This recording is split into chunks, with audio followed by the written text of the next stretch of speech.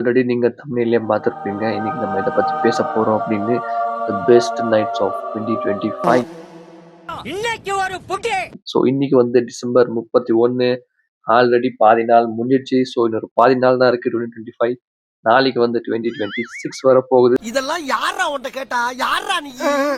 So இந்த 2025 இந்த வருஷத்துல நமக்கு புடிச்ச ஒரு பெஸ்டான ஒரு நைட்டோ ஒரு டேவோ. ஸோ இத பத்தி தான் இன்னைக்கு நம்ம பேச போறோம். ஸோ உங்களோட best days or best night எதுவா இருந்துச்சுன்னு மறக்காம கமெண்ட்ல சொல்லுங்க. ஸோ தெரியுது, நீ மூடு. ஸோ அதை பத்தி தான் இன்னைக்கு நம்ம பேச போறோம். வாங்க வீடியோக்குள்ள போகலாம். வீடியோக்குள்ள போறதுக்கு முன்னாடி நான் உங்களுக்கு ஒரு ஹிண்ட் கொடுத்துறேன்.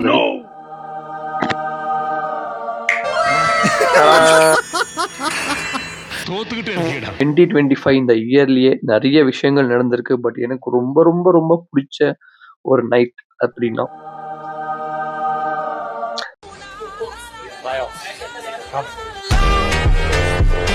ஸோ இதை பார்த்து சிஎஸ்கே நண்பர்கள் யாருமே என்ன போட்டு அடிக்காதீங்க. உங்களுக்கும் ஆக்சுவலி எனக்கு தெரிஞ்ச வரைக்கும் என்னோட சிஎஸ்கே ஃப்ரெண்ட்ஸ் கூட சிஎஸ்கே ஃபேனா இருக்க ஃப்ரெண்ட்ஸ், என்னோட ஃப்ரெண்ட்ஸ் என்னங்க எனக்கு ஒண்ணுமே புரியல. அதுதானப்பா எனக்கும் புரியல. அவங்க கூட ரொம்ப ஹாப்பியா தான் இருந்தாங்க ஆர்சிபி ஜெயிக்கும் போது. ஸோ உங்களுக்கும் அது ஹாப்பியா தான் இருக்கும். சாலா நீயா இருக்க. இன்னும் புது ஜெர்சி வாங்கல, பழசு தான் இருக்கு, கொஞ்சம் அட்ஜஸ்ட் பண்ணிக்கோங்க. ஸோ எனக்கு ரொம்ப ரொம்ப பிடிச்ச ஒரு நைட் அப்படின்னா இந்த 2025 ஏன்னா 18 வருஷம் கழிச்சு ஒரு 3 வாட்டி ஃபைனல் கிட்ட போய் தோத்து வந்து இந்த வாட்டி அவ்வளோ எக்ஸ்பெக்டேஷன் இல்லாம இருந்தாலுமே டக்குன்னு ஜெயிச்சிட்டாங்க. ஸோ நீ அப்படி வரியா? அந்த ஒரு நைட் வந்து எனக்கு லிட்டரலி நான் வந்து தூங்கவே இல்லை. ஸோ எத்தனை பேர் நீங்களும் ஃபுல்லாக என்ஜாய் பண்ணிட்டு தூங்காமல் எத்தனை பேர் அந்த ஒரு ஃபீலே தனியாக இருக்கும். அந்த ஃபீல் எத்தனை பேர் பண்ணீங்கன்னு மறக்காம கமெண்ட்ல சொல்லுங்க. நான் எல்லா கமெண்ட்ஸும் பார்ப்பேன். ஏன்னா என் வீடியோக்கு வர்றதே 1-2 தான் கமெண்ட் வரப்போகுது. ஐபிஎல் பார்த்ததே 10th தான். ஸோ 2016 தான் பார்த்தேன். ஸோ அந்த டைம்ல எனக்கு பிடிச்சது வந்து பெங்களூர் தான். ஏன்னா கனடா, நான் என்னோட மதர் டங் வந்து கனடா. ஸோ அப்படி பேசும்போது எனக்கு பர்சனலாகவே பெங்களூர் பிடிக்கும். அதில் வந்து ஏபி டேவிலியர்ஸ் தான் எனக்கு செம்மையாக. ஏன்னா எல்லாருமே நார்மலாக கிரிக்கெட் ஆடும்போது அவர் மட்டும் கொஞ்சம் டிஃப்ரெண்டாக ஆடுவார். ஸோ அதனால தான் அந்த டீமுக்கு கொஞ்சம் அதுதான் என்னோட ஃபேவரட் அப்படின்னு தான் இருந்தேன்.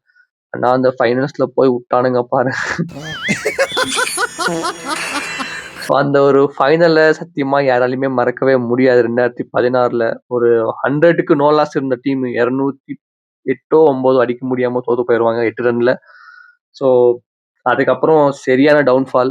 ஒரு லாக்டவுன் வர வரைக்குமே ரொம்ப ரொம்ப ஒர்ஸ்ட்டாக தான் விளையாட்டு இருந்தாங்க. பட் அப்போவுமே எல்லாருமே சப்போர்ட் பண்ணிட்டு தான் இருந்தோம். ஸோ லாக்டவுனுக்கு அடுத்து ஒரு 5 இயர்ஸ்ல ஒரு 4 டைம்ஸ் பிளே ஆஃப்க்கு போய் வெளியே வந்துட்டே இருந்தாங்க எலிமினேட்டர்ல. ஸோ இந்த வருஷமும் அதே தான் நடக்கும் நான் நினைச்சிட்டு இருந்தேன். ஏன்னா கரெக்டா அன்னைக்கு எல்எஸ்ஜி மேல தான் அதுதான் ஒரு மேட்ச் டேர்னிங் பாயிண்ட். அந்த ஒரு மேட்ச் ஜெயிக்கல அப்படின்னா கண்டிப்பா யாருக்கு தெரியும் இந்த வாட்டியும் ஆர்சிபி வந்து வெளியே போயிருக்கும். என்ன பிரமாதம்?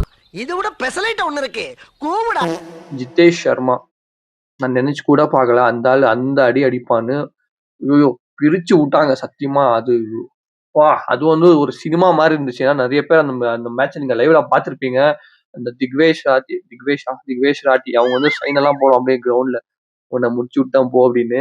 அங்க ஒரு சைடு அடிக்கும் நோ பால் அப்படின்னு அது எடிட் பண்ணி போட்டிருப்பாங்க. மறுபடியும் இந்த ஜிதேஷ் சர்மா வந்து இப்படி பார்க்க ஒரு 6 அடிக்க. ஸோ செம்மையான மேட்ச் அது. எனக்கு ஃபைனல் விட அந்த மேட்ச் ரொம்ப என்ஜாய் பண்ணி பார்த்தேன்.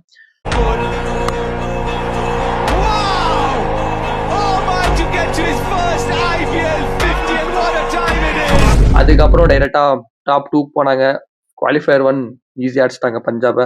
ஸோ ஃபைனலுக்கு போனதுக்கு அப்புறம் தான் எனக்கு ஒரு ஹோப் வந்துச்சு. ஓகே இந்த வாட்டி ஏதாவது பண்ணி ஜெயிச்சிருவாங்க போல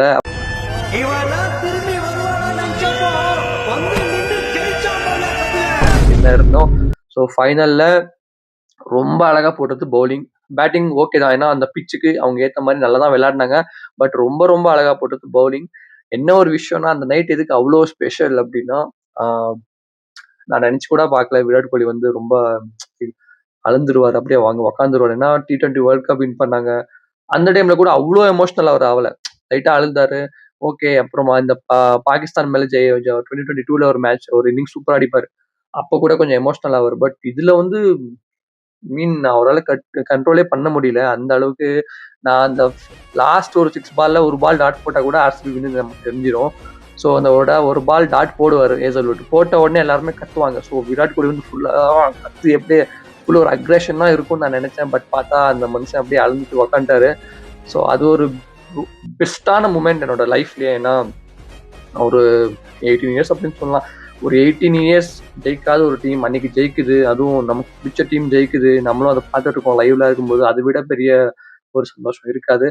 போதும் போதும் போதும் லிஸ்ட் பெருசா போய்கிட்டு இருக்கு.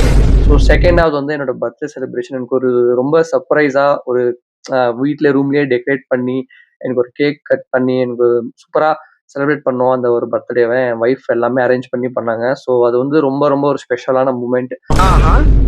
ஸோ அந்த ஒரு நைட்டுமே எனக்கு ரொம்ப ரொம்ப பிடிச்சது 2025ல.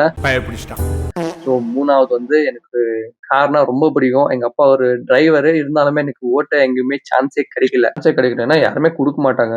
யாரா இருந்தாலுமே இப்போ எனக்கு ஓட்டவே வராது, கார் கொடுத்து நீ ஓட்டி கற்றுக்கோ யாருமே சொல்ல மாட்டாங்க. ஸோ ஆனால் சின்ன வயசுல இருந்து எங்க அப்பாவை பார்த்து எனக்கு ரொம்ப ஆசை ஓட்டணும் அப்படின்னு. அது ஒரு மிகப்பெரிய ஆசை, கனவு கண்டுட்டே தான் வந்துட்டு இருந்தேன். அதுக்கப்புறமா போய் ஒரு டிரைவிங் ஸ்கூல்ல சேர்ந்து கொஞ்சம் நல்லா ஓட்டுறதெல்லாம் கத்துக்கிட்டு, அதுக்கப்புறமா ஓவர் டைம், நைட் ஷிஃப்ட் எல்லாமே பண்ணி எப்படியோ ஓரளவு கொஞ்சம் லாஸ் ஆச்சு, என்னென்னமோ ஆச்சு ப்ராப்ளம்ஸ் எல்லாம். பட் எல்லாமே கடந்து ஒரு குட்டியா நான் ஒரு செகண்ட் ஹேண்ட்ல ஒரு கார் வாங்கினேன். லிட்டரலா சொல்ல போகணும்னா இப்போ கூட அது எவ்வளோ பழசா இருந்த வண்டி கூட பரவாயில்ல. ஏன்னா நான் சொந்த காசுல வாங்கியிருக்கேன். எனக்கு அது புது வண்டி தான். ஸோ நான் அது ஓட்டும் போதெல்லாம் அது ஒரு கொடுக்குற ஒரு ஃபீல். ஏன்னா அதை எடுத்துட்டு வந்தது ஒரு நைட்டு தான்.